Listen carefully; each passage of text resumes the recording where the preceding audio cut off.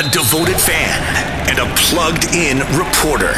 There is no better way to talk about hoops than that. Mia O'Brien and Mitch Northam have you covered for the W, the NCAA, Unrivaled, and anything else that involves a ball and a backboard. This is the Women's Basketball Podcast. Happy July, and welcome to this week's episode of the Women's Basketball Podcast, your one-stop shop for all things college hoops, WNBA. Can I add Upshot League and Unrivaled into this little intro? I will, because it is July 7th. We are in full swing of the reality that we have no offseason in the world of women's hoops. Mia O'Brien, he is USA Today's Mitch Northam. And Mitch, you enjoyed a wonderful trip back home, hopefully, while the women's basketball world continued to burn all around us. Yeah, it was good. Went up to Maryland. The baby had crab dip for the first time.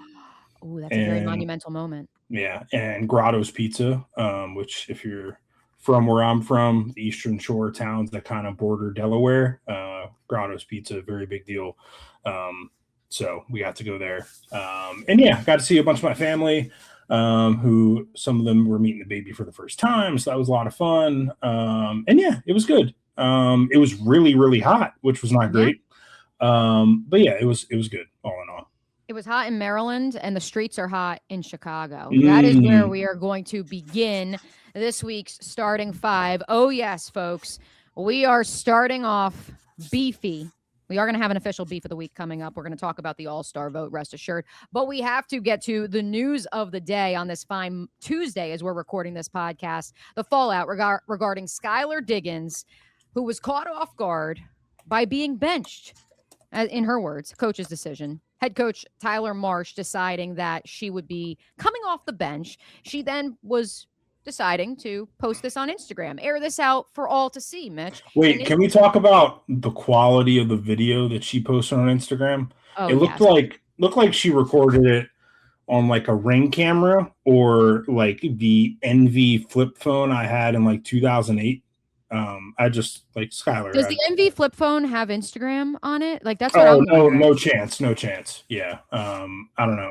Anyways, I just you're throw that aside in. You're absolutely accurate because this was intentional by Skylar Diggins, future Hall of Famer, who just ultimately decided I'm going to air my dirty laundry out. For those who have listened to this program over the course of the last few months, I don't want to say we called this, Mitch, but we did call this because, as you may recall, once upon a time, we brought up the theory of Courtney Vandersloot being the head coach, the GM, and the president, as well as the starting point guard for the Chicago Sky after she returned following her ACL tear. If you recall, Mitch Northam, this was a quote on Media Day in Chicago from one Courtney Vandersloot, quote, Skylar's ability to score the basketball, I think, makes it so that we can really play together. She'll hold it down at the point until I get back. And then when I get back, we will share that position. End quote. And so I say to you, this is no surprise to me. This was always in the cards because Sloot GM works hard. The devil works harder. Don't worry, Sloot. We're not putting you in that category just yet. But ultimately, yeah, if you're Skylar Diggins, you're upset. You're also upset because, in my opinion, Mitch, watching that game between Chicago and Las Vegas last week in which the Sky is falling because ultimately, despite Camila Cardoso having a breakout third year in the WNBA, she and, for lack of a better term, the banana boat of women's basketball, in that it is a group of guards, a backcourt where the median age is 33 years old, are not able to get it done. They're not able to hold the line against the power that is the Las Vegas Aces as Las Vegas gets the win in OT. That, to me, felt like Chicago's last stand, and I don't think it's a surprise that 3 days later we have beef coming out of Chicago. This to me was predictable. I mean, Skylar Diggins has kind of been a bit of a prickly personality in the WNBA for several years now, and we've said this on this podcast before. The Chicago Sky are the worst run organization in the WNBA. And she made the decision in the offseason to sign with the Chicago Sky. Now, why would she do that? I think there's a number of reasons, right? Number one, she's from South Bend, Indiana, like Chicago, very close to South Bend. I think she has always wanted to play for the Sky. I think if you look at the roster makeup post Angel Reese trade, if you're Skylar Diggins, you probably could have talked yourself into it. Hey, they got a great front court in Rickea Jackson and Camilo Cardoso. I can play the point guard to that. They got a high draft pick. We'll see what happens there. You could have talked yourself into it. But it's pretty clear to me that, this situation is not going to get better. And so, now you have, not only is Rickea Jackson injured, so, that's a big problem. But the Chicago they're not going anywhere fast. So they're not going to make the playoffs. They're not one of the best teams in the WNBA. They are, in fact, one of the worst teams in the WNBA. And so if you're Skylar Diggins, I don't know what she was trying to accomplish with the Instagram videos.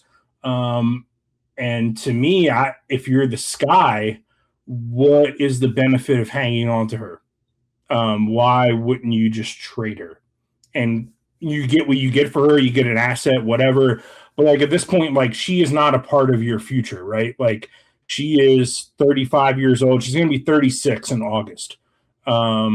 She is not a part of your long-term future. I'm actually trying to look up what the length for a contract is. Maybe it's a 1-year deal. Maybe it's a 2-year deal. I'm not sure. Either way, I think you trade Skylar Diggins and get what you can get for her, because this is not going anywhere. This is not going to get better, in my opinion. And Skylar is not someone she's not a 23-year-old point guard where it's maybe we can make this better and maybe she'll get better. And no, she is what she is at this point. She's near the end of her career, if we're being honest. And so I just don't see this marriage ending well. The Chicago Sky sitting at 6-14 on the season. Some more quotes from Skylar Diggins at Monday's availability. Quote, "Every decision that's made basketball-wise is made by him," as in Tyler Marsh. Mm-hmm. "That is my boss. Even if I don't like decisions, I have to be a pro and go with whatever he thinks. I've been in this league for almost 400 games. I've been in a lot of places. That's always the case. I've been putting my body on the line. I'm here for this team. I've done everything that's been asked of me.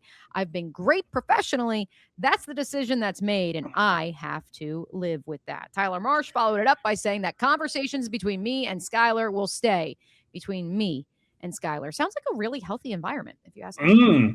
Skylar Diggins is signed to a 2-year deal. Okay. She is also the second highest paid player on the team, making $920,000 this year and $940,000 next year. So if you ask me to kind of trade doctor this, there is value there if you're a team that's looking for some depth in the backcourt.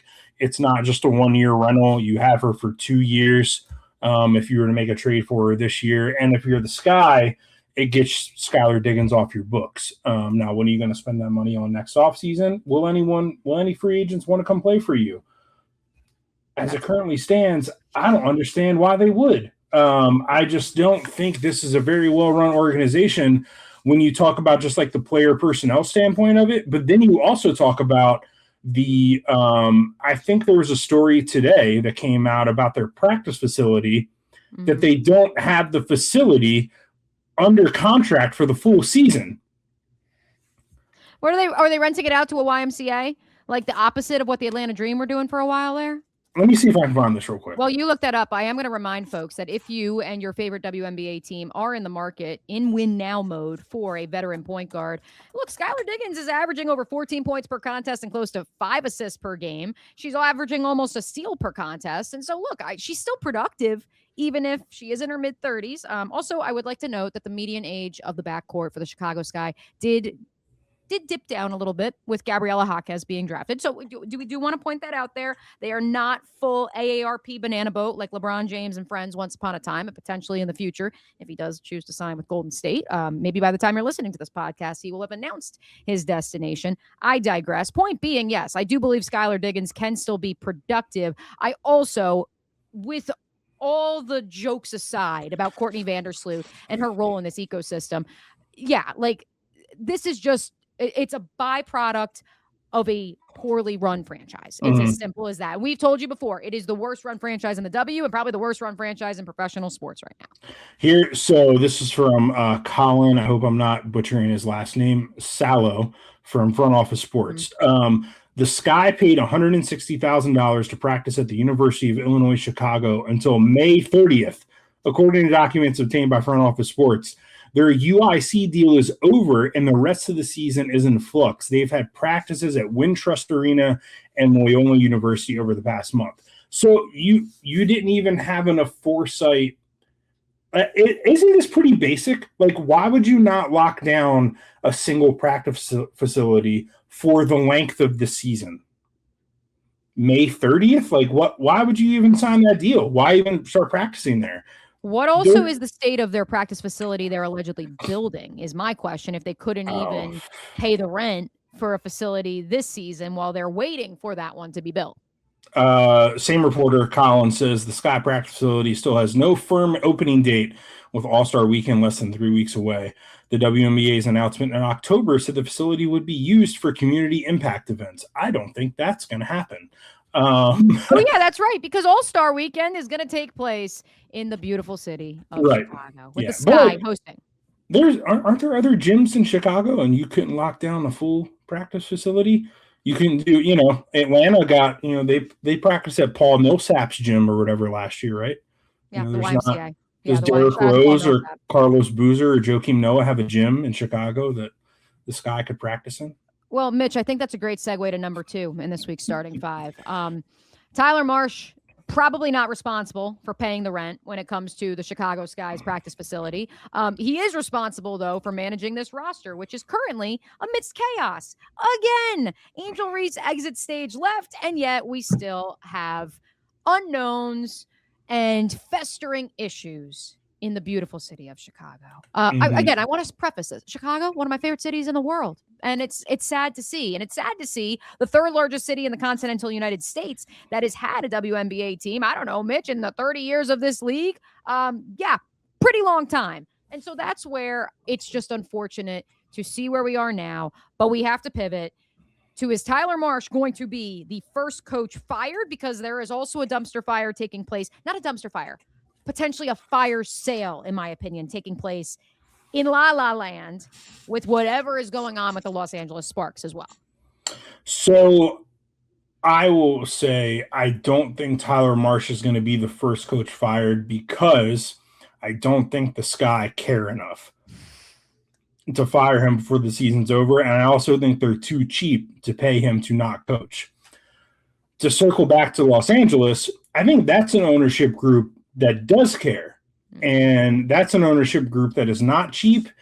And I don't know if the Lynn Roberts thing is working. I know they've had a lot of injuries this year, but now they've lost 5 of their last 6 games. They are currently 8-11. It's kind of hard for me to see them as a playoff team at this point. I kind of look at the roster and it's like, all right, Kelsey Plum's playing well, but she's hurt. Neko Gumake, Derek Hamby, Erica Wheeler, they got some pieces. There's not really a whole lot of cohesion there. Ariel Atkins isn't really doing a whole lot to help this roster out, I don't think. Cameron Brink has had her injury problems. This is year 2 of the Lynn Roberts experiment. I think recently, Holly Rowe went on Twitter to defend Lynn Roberts, and I thought that was kind of weird. I don't know. I don't know if that's working, and I think that's an ownership group that expects their team to be in the playoffs, every year and contending and competing, and that's not who the Sparks are right now. And maybe you can chalk that up to the injury problems, but maybe, it wouldn't be the first time a coach has gotten fired because players got injured and the team didn't perform. So Lynn Roberts might be the scapegoat at the end of this thing when it's all said and done. The coach that I probably a week and a half ago would have tossed into this conversation is Chris DeMarco, because I think that's another organization that really cares about competing and contending, and that ownership group spends money. But they won the Commissioner's Cup, and we'll get to that. And that's a big deal. And so, I think he's on the right side of things for now. I really don't know who the other front runner here is. I don't think now I can't. And how often do we see midseason firings in the W? That's a big part of this as well. Right. Not all that often. I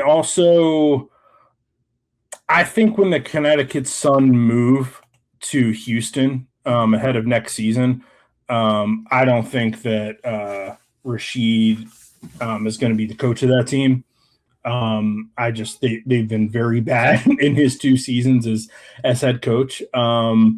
And I wouldn't be all that surprised. It wouldn't really be that bad of a decision, in my opinion. It'd actually be a good decision, maybe, to just promote Renika Hodges to the lead chair there. I mean, she filled in recently and they won that game. Also, she was drafted by the Comets. She's from New Orleans. So she has some history, down there. So I think that might be an interesting move and maybe a good move. But those are the 3 that I would kind of keep an eye on right now, is like these are the changes that could happen. And that is, of course, a potential midseason, but probably more likely a postseason change in those 3 locales: Chicago, Los Angeles, and Connecticut, soon to be, once again, the Houston Comets. You know what, Mitch? Let's call an audible. Since you brought up Chris DeMarco, let's make the New York Liberty your Commissioner's Cup champions for 2026. Number 3 in this week's starting 5. Sabrina Ionescu dazzled at the Barclays Center last Tuesday night. For me, it was not only the fulfillment of what we all believe she can still be in the W, but also so many who have written columns and think pieces about, if COVID doesn't happen, Sabrina Ionescu is what Caitlin Clark became in the WNBA. She moves the needle. She was awesome in that Commissioner's Cup final. But for me, what's more impressive than New York getting the home dub over the Las Vegas Aces and claiming the Commissioner's Cup, what was more impressive was them turning around and picking up a win against the Minnesota Lynx later that weekend. Because I'm sure plenty of folks in the desert, said there is no way they're going to string victories over both the Las Vegas Aces and the Minnesota Lynx, arguably the 2 best teams in the W this season. There is no way that they are going to be able to go back to back and do that. But that is exactly what they did. And so, I'm very excited for what is to hopefully come here from the New York Liberty, that maybe they're starting to get their mojo. I don't know. We'll see. They play the Dallas Wings tonight in the Geno game, and who knows? Anything can happen there, Mitch. Yeah. I still have some questions about the Liberty, but yeah, this was obviously a really impressive win. I wonder how this game goes, obviously, if Asia Wilson is playing. I think maybe it goes in the opposite direction. It was an 8-point win without Asia Wilson on the floor. It is a positive, I will say, for the Las Vegas Aces that we saw the return of Kennedy Carter to really, the best version of Kennedy Carter. I believe she had 18 points in this game. Jackie Young absolutely balled out. But yeah, I mean, when it comes to Liberty, like, all the pieces are there. And I think that win over the Aces in the Commissioner's Cup is kind of the perfect world version of them. Like, it's what you want to see out of Liberty if you believe that they really can be contenders under Chris DeMarco. And, they didn't get any playing time that game from Benaja Laney-Hamilton. We may talk about that a little bit later, because that's a little interesting. DNP coach's decision. That is another name that you might hear around the trading block, because she's gotten a lot of those DNP CDs. But for whatever reason, I mean, they're getting production from all the players that they're playing. Like, you're getting some stuff from Rebecca Gardner and Maureen Johannes and Pauline Assiter, and so. But yeah, when you get Sabrina out there playing the way that she played, and you get Brianna Stewart doing her thing, like, when you get those two, playing at their very best, the Liberty are hard to beat. And so that's kind of the story of it. I just back to the Aces real quick. I thought it was interesting. I saw a clip from Becky Hammond basically saying that, like, Asia wanted to play in their last game, but Becky was like, no, I'm holding you out, which I think is pretty smart. When you have an MVP caliber player like Asia Wilson, like, hey, why am I going to, risk hurting you even more in July when we have all the rest of the season in front of us? And then also when you have a week off following that last game against the Indiana Fever, which then you will play the Indiana Fever again, potentially with Caitlin Clark now in the fold, because she too ultimately was ruled out of Sunday's game. We'll see if she plays in the back-to-back against LA and Phoenix later this week, because I think that decision also made by Stephanie White was made not just with there's a lot of games still left to play in mind, but also, you two may be kind of important for Team USA this fall. And our friend Kara Lawson may not be too happy if you two sustain long-term injuries. And so, yeah, I think that it was a smart play. True. It was a smart play by Becky. It was a smart play by Steph. And I think that ultimately, if Sabrina Ionescu is to continue to ascend this season, because lest we forget, 4 of her first 5 games only scored in single digits after that injury in the final preseason game. And I think that it was a smart decision by Chris DeMarco, at least as of July 7th, to slow roll Sab's return to the lineup. And I think that that is why you're seeing her thrive now. And so maybe this finished product, because lest we forget, part of why Chris DeMarco was brought from Golden State is because, oh, that's right, Sabrina Ionescu, Steph Curry, they're friends. They're going to try to design an offense around her. And so we'll see if maybe we still have yet to see what his eventual goal, what the ideal New York Liberty under Chris DeMarco looks like. But at the same time, I don't know, Breanna Stewart dropping in 36 points, and what was it, like 16 of them were in the first quarter or something like that? Like, I feel like you could build around that player too while Sabrina's on the bench. But hey, listen, he came in with the plan. He read a lot of books. Lest we forget, Mitch, he read a lot of books about women's basketball. So that's right. He was ready for this moment. What was it? You specifically? He read a lot of books about the history of the WNBA. Yes, he's very prepared. Because there's a lot of those out there. You had a good tweet the other day. I have to pull this up about Chris DeMarco and the books that he read. So I need to. Here it is about Benaya Jalami Hamilton. And shout out to Tyler DeLuca of No Cap Space. You retweeted him. That playing Benaya wasn't in one of Chris DeMarco's preseason books that he read. No. So. Yeah, she was not featured. Apparently, we'll talk about that a little bit later. Let's keep it moving. Again, look, we have an official beef of the week, I promise, but we've still got a lot of drama because when do we not in the world of the WNBA? Geno Auriemma goes on Richard Deitch's sports media podcast ahead of the reunion for Robin Roberts being on the call with Beth Mowins. Tuesday, by the time you've listened to this podcast, Holly Rowe is on the sidelines. It's a reunion. I also didn't know Holly was a producer back then. I don't know. That we'll put that aside. Anyway, sure. Ahead of this game, ahead of a matchup between the Dallas Wings and the New York Liberty that we have already predicted that Geno will say all the nice things about AZ, but be super critical of Paige Beckers and Breanna Stewart because they can handle it. He went on this podcast. He had some comments about Caitlin Clark. Mitch, do you want to start with Caitlin Clark or do you want to start with the Dawn Staley? Oh, let's start with Caitlin, just because we did just talk about Caitlin, who will be determined if she will play later this week, how they're slow rolling her latest injury bout. So let's start with Caitlin. And then I am interested to hear the Dawn Staley beef because we have always on this podcast, in its 2 years of existence, monitored the friction between Geno Auriemma and the game's greatest female coaches. So, Richard Deitch tweeted some of this out. Admittedly, I have not listened to the podcast yet, but I've read all of this. Basically, he said, I said this and I got a lot of criticism for it. I said the Caitlin Clark fans in America are delusional who think she's going to go in there and as a player totally turn the WNBA on its ear. Like you're not going to have a Larry Bird effect on the NBA on the court or a Magic Johnson effect on the court. No, you're not. I thought you're not built for that right now. That doesn't mean you won't, but you're not built for it right now. And the treatment you're going to get because of the hype, just like I told Sue Bird, the same thing when she was coming out and Stewie and all the guys on my team when they came out. When you're the number 1 pick, you better be ready because the shit is going to hit the fan and you're going to have to deal with it. That's what Diana Taurasi was alluding to when Diana said, reality is coming. So, Geno kind of goes on and, kind of piles onto that. And, then he gets into the flagrant foul of it all. Well, before we get to that, I just want to interject, Mitch, because in your opinion, was Geno referring to the W is not prepared for Caitlin, or Caitlin herself was not prepared to have that load? Or a third option, the reality that as the number 1 overall pick, you're going to go to a team that is not constructed for you to win right away. I think what he was saying, if I remember correctly, 2.5 years ago now, was that Caitlin was not ready to have this basically what he just said, this Larry Bird Magic Johnson effect, specifically on the court in terms of winning basketball games, like winning championships immediately. I mean, both of those guys won championships very early in their career and then went on to win multiple championships, right? And then over the course of that, because of the rivalry, changed the face of the NBA.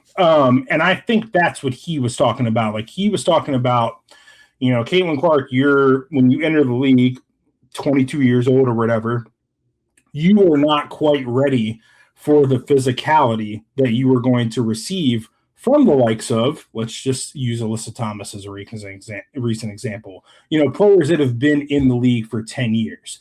The WNBA is a much physically tougher league than the college game. Like, it just is. And I think that's what he was talking about. Like, you're not going to be able to come in here and just, light up every single team that you face. And at certain points, people are going to try and question your toughness, and they're going to play dirty with you. And like, that's just how it is in professional sports. I think that was his overall point. But then we do want to also throw out there. Yeah. This is well documented. UConn did not offer Caitlin Clark. That's correct. So we also want to make sure that that's on the record. There is a little bit of there's a little bit of a, I think, I don't know how to describe it. I guess just like she was never a fit. She was never a fit for him. Is Geno just mad because he misevaluated somebody? There's a chance. Or he just might be a little bit of that. He's digging his heels in and just saying like, no, I don't like the player. Like that could also be the case. But he also has given her flowers and has always been very kind to her on the court when they've met up. And she also has been pretty open about the fact that when Iowa beat UConn, that was a big moment for Caitlin, and the fact that Geno was pretty gracious in defeat, that meant a lot to Caitlin, and that he did commend her because she grew up aspiring to play for UConn. Mm-hmm. And I mean, just based on like what we've seen, I'm not sure that Caitlin was really a fit for Geno. I don't know if that would have worked. No. But then Geno goes on and he kind of talks about sort of the bigger picture thing that we've talked about a lot on here. And he says, because the bandwagon and the fandom became so obsessed with the whole thing and turned into a cause, she became the reason why white players get beat up in the WNBA, and she became the reason why black players don't get the endorsements and don't get the adulation that white players get. So instead of becoming Caitlin Clark gets fouled hard, and then he says, no shit, every first-round draft pick gets fouled hard. Not every foul is a good foul, not every foul is a bad foul, but there are fouls that are flagrant, and that's all they are. They are not a referendum on America, which is what the whole thing has become. A foul is a foul, right? Here's my thing. It's not happening in a page, or if it's happening, I don't hear about it. And he goes on and, drills that point home more, which is kind of like what we've been saying, like, Caitlin Clark makes people stupid, and we can't just see the basketball play for what the basketball play is. It has to mean something more. It has to be a referendum. It has to lead to a larger think piece conversation about women in sports and white versus black. And I mean, this has been happening ever since that national championship meetup between her and Angel Reese in Dallas, LSU versus Iowa. And, we can't just talk about how, like, the Alyssa Thomas incident, for example, we can't just say, like, that was a dirty play by Alyssa Thomas and that was a flagrant foul, and then move on, which is what we would do if it was in the NBA. But because it's in the W and because it's Caitlin Clark, everybody has to, like, go to their deepest corners and then, pick fights about it. And it has to be this larger conversation. Right.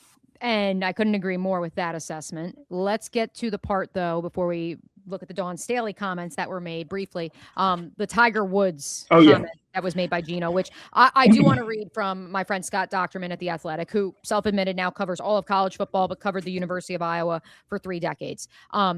He says, before Caitlin arrived, the WNBA's last game with 1 million viewers was in 2008. The Fever had 21 games with over 1 million viewers her rookie year, including the top 16. Caitlin set rookie records for points and assists. She has 6 career games with 30-plus points and 10-plus assists.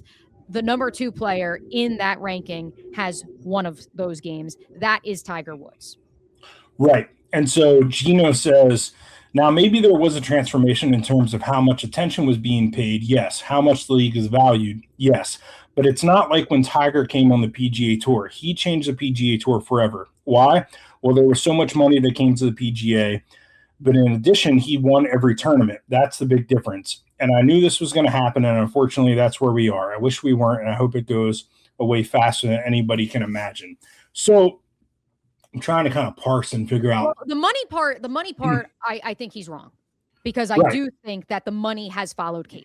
Yes, and that's the other thing. That's like when we go to like our deepest corners on this conversation, like the people on one side who are like defending Alyssa Thomas, like make these just like incredible leaps and strides to like kind of try to make this case that the WNBA was already as popular as it is without Caitlin Clark. And like, folks, that's just not true. Like all the data is there. Like the numbers do not lie. Like the facts are the facts. Like Caitlin Clark, her arrival, yes, did it also coincided with the arrival of Angel Reese and a year later Paige Beckers. However, like when you look at the fever numbers and you look at the fever data, you look at games Caitlin's involved in, you look at when the Fever go to away arenas and they move those games into NBA arenas because they're going to sell more tickets. Like it's really hard to argue against that. And I think people try too hard to like prove the opposite true in that case. And like the facts are the facts. Like Caitlin did grow the WNBA in that aspect in terms of viewership, in terms of popularity, in terms of attendance, in terms of bringing in new investors, also in terms of the media rights deal and the recent CBA negotiations, and getting you charter flights. Let's remember the charter flights thing, and we'll get to this a little bit later too. The WNBA always reactive, not proactive. The charter flights thing did not happen until Caitlin and Brittany Griner started getting harassed in airports. That's when all of a sudden it was like, oh, we have the money for charter flights now. We can do this. Meanwhile, the Liberty wanted to do this, 3 years ago before they started that and got in trouble for it. So yeah, like I think what he's trying to say is like basically what PFT said. Caitlin hasn't last week on the pod. Caitlin hasn't won anything, which is accurate. Like if we're gonna keep it a buck, like Caitlin really hasn't won anything. No championships in college, no championships yet in the WNBA. And I think maybe that's why people are like a little bit miffed that so much attention is on her. Whereas like with Tiger, it was he came in guns blazing and was winning majors right away, right? And owning the PGA Tour, just absolutely dominating it in the 90s and the 2000s. And that's why he gained popularity. It wasn't just because he's black and because he's cool. Yeah, and because he swings a club a certain way and wears and he shows emotion unlike the rest of the robots out there. Right, and wears a red Nike polo. Like the attention was there because he was winning. And so I think that's the point he's trying to make, but it didn't quite come across the best way. How about his comments about Dawn? Quickly. Oh, yeah. Give us a primer on that before we get to number 5 in the starting 5. I think this was yesterday, where I guess the podcast came out on Monday. I'm not sure. So Monday, July 6th, because the game against the Wings and the Liberty that Geno will be on the call for is today, July 7th. Okay, so the way that I kind of learned about this was Dawn Staley just tweeted on Monday this tweet that just says gloves off ... And everybody was like, what's that mean? What's that in reference to? No. And apparently, I'm going to assume that Dawn did not listen to the podcast, but perhaps someone else did and told her about what was said. So Geno got on the topic of the Final Four, of the officiating, of all that stuff. And I'm going to read now from Lulu Kesson at the Greenville News, who transcribed some of this and put it in a story. Geno said, yeah, I mean, obviously I have a lot of thoughts on it because we just played in an NCAA semifinal where there was not a foul called against the other team in the entire third quarter in the game that looked like the old Philadelphia Flyers versus the New York Rangers. And then he went on to add, I guess Richard Deitch asked him if he felt like him and Dawn were good. And he said, yeah, why wouldn't we be? If I were to tell you how many times there's issues between coaches that maybe go unseen that are bubbling below the surface, you'd be shocked. But at the same time, it's competitive, it's emotional. You let things interfere with what you're doing, what you're trying to do. And I just think that's human nature. That's being human. That doesn't mean you're anything different than you were before that. Not at all, not at all. So I would just say, I think we should just pay very close attention to two things. One, what Dawn Staley's going to be asked about this. either sometime. And she does media. Either she's going to be on a broadcast coming up, or she will meet with local Columbia, South Carolina media, because she does go out of her way to do that.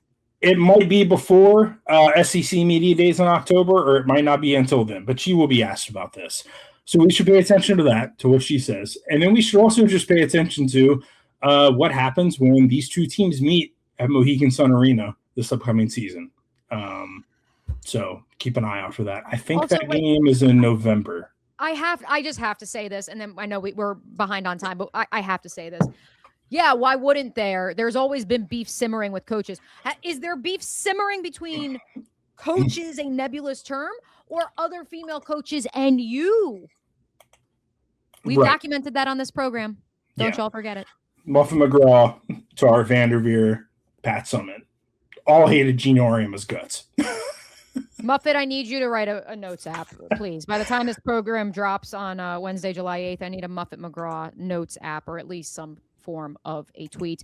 Number 5 in this week's starting 5. Let's wrap with actual WNBA action. I don't want to say it's a jinx, Mitch, but we made the Atlanta Dream number 1 in our starting 5 2 weeks ago. Since then, the sky is not just falling in Chicago, it is also falling in Atlanta. The Atlanta Dream, after falling to the Golden State Valkyries, they are now 6-7 when they are outscored from 3 this season. They have lost the 3-point battle in 4 of their last 5 games. By comparison, they were 6-2 when they win that battle earlier this year. And while Ryan Howard's still among the league leaders in various statistical categories, including number 2 in the league in 3-pointers made, number 1 in steals, they're still getting it done on the defensive end. I believe that those slow starts in the first half that Carl Semesco attempted to rectify, it's really just caught up with them, and perhaps you could argue that they got away with it. They are now 12-9 overall. They have lost 5 straight. At the same time, having watched that game against the Valkyries, I just felt like that was a really competitive basketball game, and I think that's really been the case for Atlanta during this 5-game losing streak. I mean, they haven't gotten blown out, right? Mm-hmm. They lose to the Valkyries by 5. They lose to the Mystics by 5. They lose to the Seattle Storm by 15. Okay, that's a little weird. At Seattle, whatever. And then they lost to the Valkyries by 3, and they lost to the Valkyries by 11. So only 2 of those losses were by 2 possessions or more. And so, it never felt like in any of those games, and I watched a good portion of a good portion of each of those 5. It never felt like, oh, they're getting blown out. Like, oh, there's problems. Like, there's something wrong. Like, they've been competitive. It's just that I feel like a lot of those warts that maybe were covered up by how aggressive they were on defense, how good of a matchup they were for some of those teams that they played multiple times in the first half of the season. I am looking at you, Indiana Fever. Maybe that masks some of the shortcomings that we are now seeing come to the light. I think just kind of like to make it simple, like if there's a problem with the Atlanta Dream, it's that when they don't shoot well, they have problems winning games. It seems easy. It seems elementary, but it's as simple as that. I'm looking at some of their box scores, and they are 10-2 in games in which they shoot better than 43% from the floor. When they shoot below 43%, they are 1, 2, 3, 4, 5, 6, 7, 2-7. So it's like, I think I've heard some coaches say this, like the mark of a good team is like, you're going to have bad shooting nights, right? Can you persevere through that and find a way to win? And they so far have not found ways to win when they are not shooting well. And so it's kind of a strange thing to say about a Carl Semesco coach team. But I think that's kind of the gist of it. So I don't know if they need to change some things up in terms of the X's and O's to get their players, some better openings. But yeah, I think that might be what we're seeing here. Like teams are figuring out ways to defend them, and they just haven't shot well recently. And there, of course, has been the critique all season long about the depth of this outfit in Atlanta because, well, I believe Medina Okut and Tina Paopao have started to really come into their own, coming off the bench, part of that second unit. Isabel Borlas, if only against the Indiana Fever, looks like an all-star. At the same time, that was the stat that kept getting thrown around the first month of the season, Mitch. If you looked at the bench production in Atlanta compared to the other 14 teams in the W, it was night and day. And the starting 5 for Atlanta carries the load. And when Angel Reese finds herself in foul trouble early, good thing Medina Okut's there. I know a lot of teams in the W, again, looking at you, Indiana, who would love to have her services right now, despite the fact that she's only played basketball for 5 years. And I think she's really ascending under Carl and his staff's tutelage. But at the same time, the depth, I think, is going to be the big question for Atlanta, especially with Alicia Gray getting nicked up here and there over the last 2 weeks. Yeah, I mean, looking at these last 5 losses consecutively, they have shot above 40% just once in those 5 losses. They have shot 30% or worse from three-point land in all 5 losses, and they've had double-digit turnovers in all 5 losses. So I think it's just kind of an execution thing. Like, it's just sloppy play, and that's kind of it. That's how the cookie crumbles sometimes. Well, we're not going to talk about cookies, folks. We are here to talk about what you really came for. Pure beef. We saved this for Beef of the Week because I believe, Mitch, that this is a larger conversation than just the pushback that folks who made the starting lineup for this year's WNBA All-Star Game received because of their name, image, and likeness. I believe this is a bigger conversation about the WNBA once again shooting itself in the foot, 2 steps forward, 1 step back, because we now find out that, speaking of the Atlanta Dream, Angel Reese upset with the lack of representation on the All-Star Game by the Atlanta Dream, a top 8 team as of right now in the standings. The Los Angeles Sparks upset that Kelsey Plum, who prior to her injury, top 3 in the scoring in the W, was ranked the 12th best guard by the players. That sounds a little weird when you consider there's also clips of Asia Wilson and so many others talking about, I'm talking, of course, about the 2024 NCAA tournament sideline video about how much they love Kelsey, and Kelsey's such a great person, and she's a great player, and she's such a great teammate. And that doesn't make sense. And then it comes out that most of the ballots, because I'm going to say most, Mitch, because only 89 ballots actually got tallied. And there are 100 plus other players in the W besides those 89 players who cast their vote, because the player vote is equally as important as the fan vote and the media vote in deciding who is a WNBA All-Star and who starts in that game. And so, look, I'm not going to sit here and talk about the fact that there's 3 Indiana Fever players in the starting 10. And listen, I understand all that. We can talk about that, sure. But I think the bigger beef that I have, the bigger beef that you have, Mitch, is the actual voting process and the fact that the W reacted, as you love to point out, reacted to this as opposed to maybe picking up on the fact that, we're missing 100 votes. That's probably a problem. WNBA, I think I said this on last week's episode, often guilty of incompetence, lack of oversight, void of creativity. And we have all 3 of those things happening here with the All-Star voting.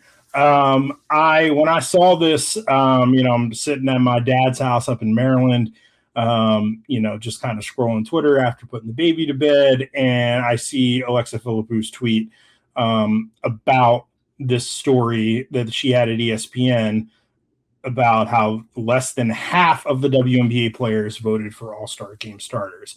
And my reaction was like, this is just another own goal by the WNBA. Like, if you're going to make your player vote that important, you have to ensure that you're having more participation from your players. When 85 of your 180 players cast all-star ballots, like, that's not good. Again, like you pointed out. So I think the metric is, Alexa has it in this story, fans account for 50% of the vote. Current players and a media panel account for 25% each. So that's how it breaks down. But 25% is still a pretty significant weight on who gets into the All-Star game and who doesn't. She also pointed out that, some Los Angeles Sparks players said they didn't receive their ballots, and teams are responsible for distributing these things. Sidebar, who is the WNBA PA president, and where does she play? That's Neko Lumuke, and she plays for the Sparks. Okay. Continue, Mitch. And why are we just finding out about this after the voting is done? Just okay, all right. Yeah. Just had to point that out there. The Sparks told ESPN in a statement that the ballots were sent to players via email. Some players indicated that they didn't receive the email or weren't aware of it. Is wild to me. I just like, how do you not know? Like, you're a player, you have a vote in the All-Star game. You just don't care, like, to ask, or like they just don't tell you, like, hey, so you guys are going to get your All-Star ballots, check your email in about 2 weeks. And so, like, you just don't look.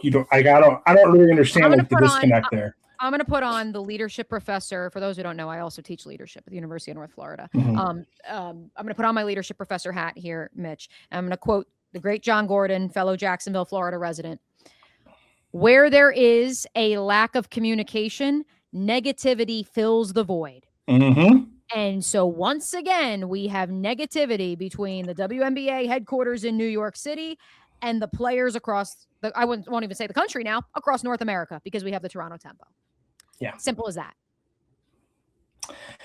It's not good. It was just another thing in, like, all last week. Like, we were just talking about just how incompetent the WNBA looked. And we've said this before, like, it starts at the top.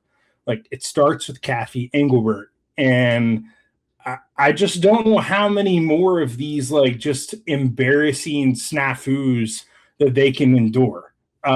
Where, yeah, like, you have this story come out, like, a couple of days after the Commissioner's Cup. Right. Well, so first off, Commissioner's Cup, number one.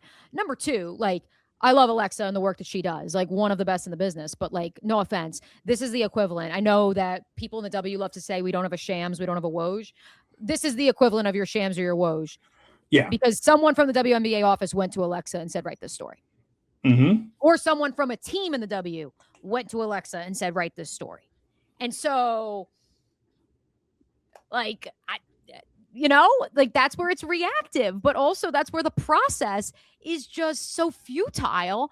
And I don't know how you take this toothpaste and put it back in the tube. Yeah. And this tacks on to a week where earlier last week, all the talk about, and again, like, this was leading up to and during the Commissioner's Cup game, where we had all the back and forth about, basically, Alyssa Thomas said that Kathy Engelbert didn't reach out. Nate Tibbetts said the WNBA and Kathy didn't reach out. And then sources tell reporters that Kathy Engelbert did reach out. And it's okay, so someone's lying here. And, like, Kathy Engelbert has not done anything to deserve the benefit of the doubt in that situation. And we didn't even get a statement from Kathy Engelbert about the Alyssa Thomas incident, and then we didn't get a statement from her about the harassment that she received online until Alyssa Thomas said, we haven't heard from Kathy. Like, that is the definition of reaction. Like, Kathy Engelbert did not act until she was called out publicly. And I just think this is another thing tacked on to the WNBA's leadership looking incredibly incompetent. And so for a second straight week, it's the beef of the week. So we're going to put this off to the side, the Kathy of it all. I know it's hard to separate the two, but we're going to put that to the side because, again, I want to have a bigger picture conversation, Mitch, when it comes to all-star fan voting. Because, fine, we will talk about the fact that, yes, once the initial votes so far, after that initial wave of votes and who was in the lead came out, yes, the Indiana Fever Army showed up, but when you value the fan vote at 50%, you can't be mad about it because that's just where we're at. And you can go down the line of the other 4 professional sports leagues in America and how they have tried to grapple with this idea of, do we value the fan vote? Do we not? And so you tell me, because the problem in the W compared to those other leagues, okay, you want to value the players' vote more? Well, how about you make sure they cast their vote first? Right. Because I can't really. That's the thing there. It's like whose fault is it?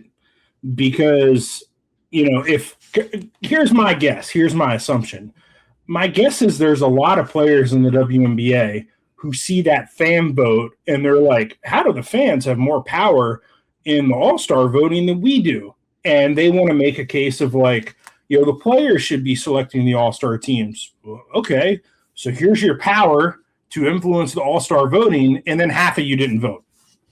So, like, is it on the league? Is it on the league to police and make sure, hey, you got to get your vote in, or do the players need to be self-motivated enough to cast their ballot?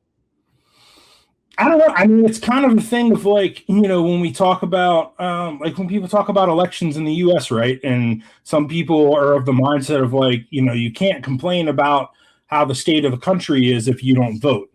And so, I don't know if the Atlanta Dream players actually voted or not. But like, I look at that and I'm like, all right, well, like I would like to know if Angel Reese and Alicia Gray, and I would like to know if they actually cast ballots. I don't know. We have 85 of 180 actually casting ballots. So I just don't know like who's at fault here. Like, did the players just ignore? It doesn't sound like that from the statement from the LA Sparks. It sounds like there was maybe a miscommunication and the players didn't know that they got the ballots, or they didn't have access to the ballots. I don't know. It's just not a good look. It's just a very bad look. It's not a good story for the WNBA to have. And once again, where there is a lapse in communication, negativity, beef fills that void. Speaking of the Indiana Fever, let's move to making money with Mitch, because the Indiana Fever saved Mitch from a 0-3 week for a second straight week in this week's picks. And so as we look ahead this week, I do see the Indiana Fever once again on your 3-pack, Mitch. How are they going to make you and our listeners some money this week? I'm gonna count on them again this week. The Fever are at the Sparks. This is Wednesday at 10 p.m. Eastern on CNBC. So you can watch the stock ticker while you're watching basketball. Kevin's very excited about this, by the way. I told him, I was like, how do you feel about us getting to watch W games this year on CNBC? And he was like, why? They don't have enough NBC channels? And I was like, evidently no. Yeah. So you can watch Caitlin Clark make 3-pointers and watch the Dow, watch the NASDAQ. Anyways, the Fever are 6.5-point favorites at the Sparks, road favorites. I like the Fever to go in and beat the Sparks by that margin, because the Sparks are pretty beat up and not really playing good basketball right now. I meant to bring this up earlier when we were talking about coaches on the hot seat, Mitch. I would love to be like the mainstream fan who doesn't realize that Juju Watkins could have 2 more years of eligibility. I would love to be able to say, well, they're tanking for Juju. They want to keep her in Southern California. But ultimately, unless USC wins the national title, I believe she will be back for a 5th and final collegiate season. So you can't even argue that with Los Angeles. So, yeah, the vibes are not great. Although Kate Martin was elevated to the active roster, no longer on a developmental contract, even if that meant, LA decided to burn its 2nd-round pick of Tanaya Latson and waive her. So. Yeah, just like real quick on the Tanaya Latson thing, I was pretty surprised by that, because I think we talked about this on the pod. When I did the story with Kelsey Plum about her bourbon coming out, we talked about Tanaya Latson, because Tanaya Latson was invited and had participated in her dog camps. And, Tanaya Latson is a player who led the nation in scoring in college, and was a integral part of a team that went to the national championship game at South Carolina and won the Tamika Catchings Award as the National Freshman of the Year, all these things, and fell to the 2nd round and seemingly didn't really have a role with the Sparks and is now a free agent. And I wonder if that was just a bad fit. And I don't know, maybe I hope that she can find a home somewhere else.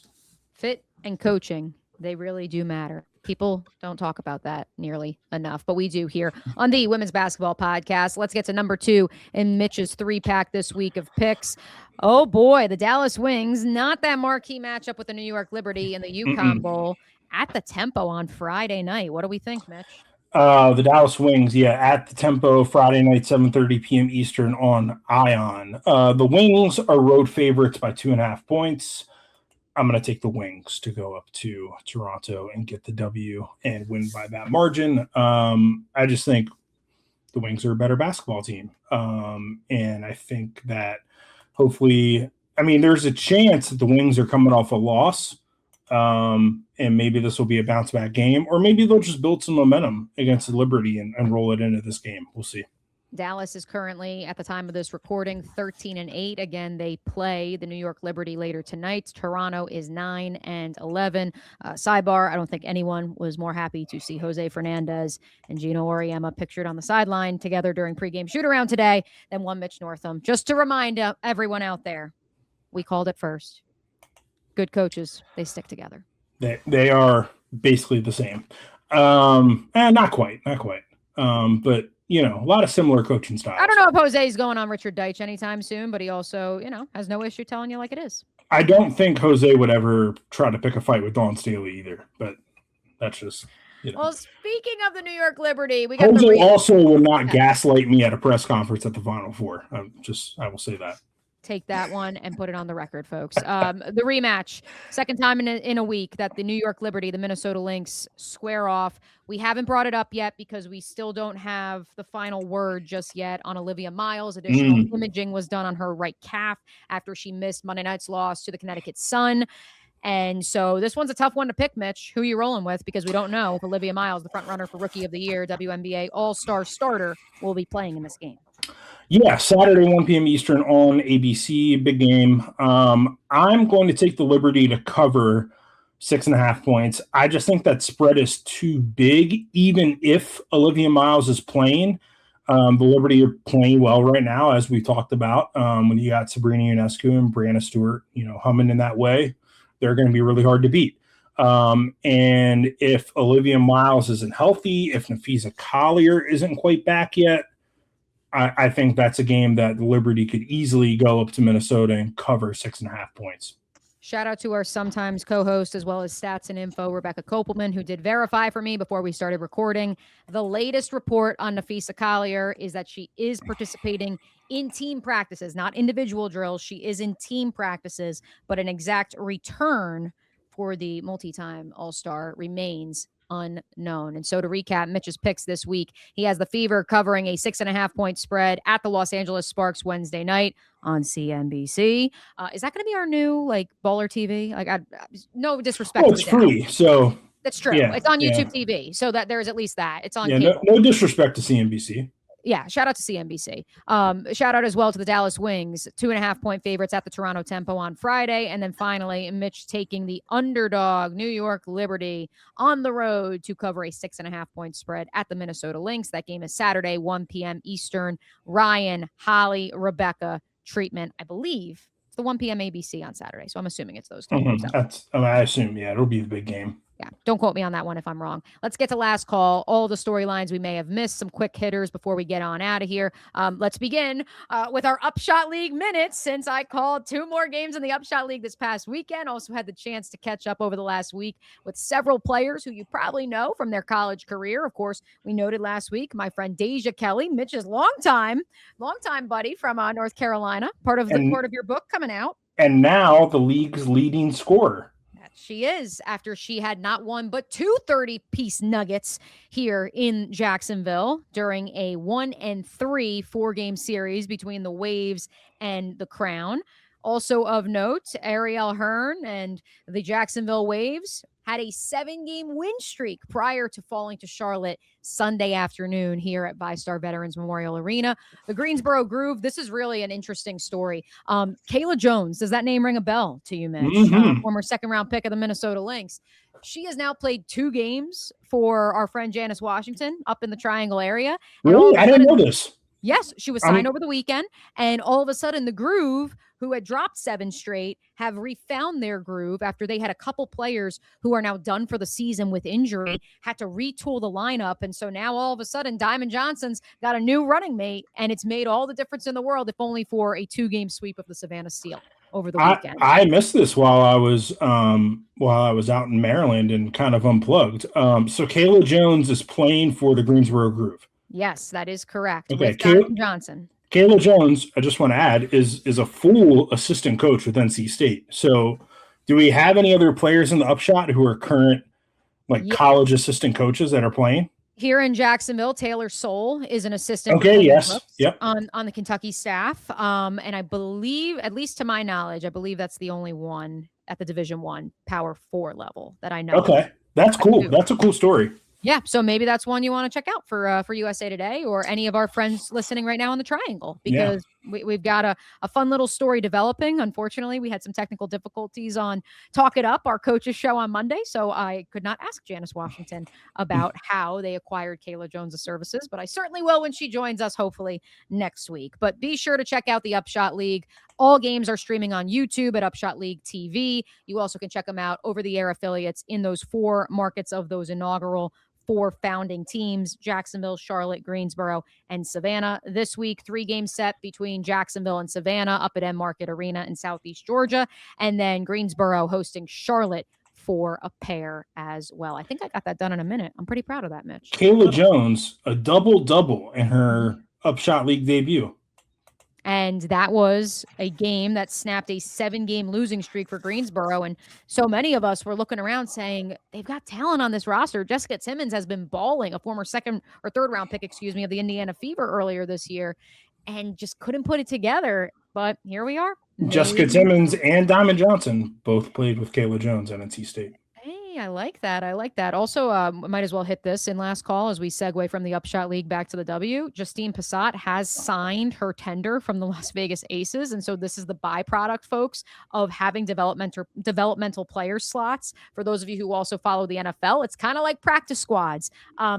These 2 players are unprotected. And so if they want to go sign with another team, you have to either match that tender offer, or otherwise, that offer sheet, that's going to clear them to go join a different team, as Justine Passat, the 2nd round pick out of Vanderbilt of the Indiana Fever, reportedly will do as she joins the Las Vegas Aces. Mitch, this is the first, I'd say, high-profile situation. I think it may be the only situation we've heard of this happening so far. I think that's right. And so it is something that I tweeted it. Like, I'm interested to see, because I'd hope every team in the W knows that you can do this, but I'm curious to see in the years ahead how much this comes into play as teams and their front offices and their scouting departments are not just scouting the next generation of players and players overseas, but also players that are, on current rosters or on developmental contracts. And so, but I will give you some good news, Indiana Fever fans, because we have to say something nice about Caitlin Clark. She is the WNBA's Player of the Month for the month of June. She has been eligible for that honor 6 months out of her career, if you consider injury, as well as how many months the W actually dishes out this award. She has won it twice in that 6-month span. So file that one away. Paige Beckers dropped 20 plus, 4+ assists in 5 straight games, headed into tonight's game against the New York Liberty. And her army is coming for you, Caitlin Clark Army, because they say 20 plus, 5+ assists, that's nothing, because now Paige is doing that on an every night basis. Anything you can do, I can do better. I also want to shout out AZ Fudd, who massive day on Sunday that saved my fantasy team in a bout with one Rebecca Kopelman. So shout out to the Dallas Wings, Mitch. Neat. Yeah. The Golden State Valkyries. Yeah, the Golden State Valkyries, meanwhile, have won 5 straight games. We are not going to include them in the starting 5 because, unlike the Atlanta Dream, when they won 5 straight and we put them at the top of the rundown, we don't want to jinx you, Golden State. So we're just going to give you a shout out in last call instead. The Benijah Laney Hamilton did not play mystery. I'm going to turn to you for this, Mitch. Just a 1 or 2 liner on what exactly do you believe is brewing up there in Brooklyn? I just don't think I would be surprised if Benijah Laney Hamilton is on this roster come the trade deadline. Now, she has spent the last 5 seasons with the Liberty, was a really important part of their championship winning team. But I mean, this season, basically for the past 6, for the past 6 seasons, she has been a full-time starter and has played north of 25 minutes per game. This year, she has played in 14 games, started 5 of them, 17 minutes per game, and I believe has gotten a couple of DMPs recently. Yeah, she has not played since June 28th. We are recording this on July 7th, so almost, 10 days? Yeah. And in that June 28th game, she played 12 minutes and scored 0 points and took 0 shots. She missed some games at the beginning of the season as well due to personal reasons. We don't know what those personal reasons are, nor do we need to know. But yeah, mystery shrouded up there in Brooklyn. 2 more from me. This is by way of our friend Rebecca. I guess Marina Mabry and Enrique Gumbawale are feuding on Threads. I still don't know why Threads is a thing, but in the W world it is. And then speaking of the antithesis of Threads. I will say it's very weird that the only time I hear about Threads is WNBA players on it. Players specifically. Same with the NBA because Draymond's on Threads. Okay. I don't know why. Why do we think that is? Sponsorship, if I had to guess. Okay. But I don't think Marina Mabry or Enrique are sponsored by Threads, but that's where they're hanging out. But then the opposite of Threads is, of course, X, Twitter, whatever you call the bird app these days. And Ty Harris caught some strays just because people noted that she looked like a much better fit than Caitlin Clark at the point in Stephanie White's half-court offense. And Ty Harris was like, why people be talking about me? Like, what did I do? You know, she's just a good, productive journeywoman point guard in the W who has experience playing with the Connecticut Sun and Stephanie White. So shout out to Ty. At least she had some fun with it. Yeah. In the world of just mentioning things that players tweeted, Derek Hamby had a great tweet this morning responding to a post that has since been deleted by the author. But we can figure out what that tweet was about because Derek Hamby replied to it and said, I swear I don't give a F about your parlay. Print the shirts, folks. Print the shirts. Mitch, anything else before we get out of here? I wrote a story today about Kyle Lowry joining the ownership group of the Toronto Tempo. So I think that's interesting. Him and his wife are joining the ownership group of the Tempo. I should add. His wife was actually a pretty good college basketball player. Played at St. Joseph's, also there in Philadelphia. Nice. 2-time all A10 selection while she was there. Kyle Lowry retired today as a Raptor, and then joined the Tempo ownership group. So he will still be involved with pro basketball in Toronto. Very, very cool. And of course, you could check that out over at USA Today. Mitch, anything else cooking over there that folks need to check out? I don't have anything at the moment. Working on some things since I got back from vacation. As always on Twitter, Primetime Mitch, Blue Sky, all the things, or just, usatoday.com/sports. And you can follow yours truly at Mia O'Brien TV. Yes, if you haven't heard, I am now in the full-time, part-time chair over at ESPN Radio. Ooh. And so excited to be with you guys on a more regular basis with an actual schedule, which is very exciting over on game night, 10 p.m. to 1 a.m. Eastern Standard Time, as well as our various weekend programs. Plus going to be able to contribute on the digital side too, especially in the women's sports space, which I am very, very excited about. But we're not going anywhere. We're still here.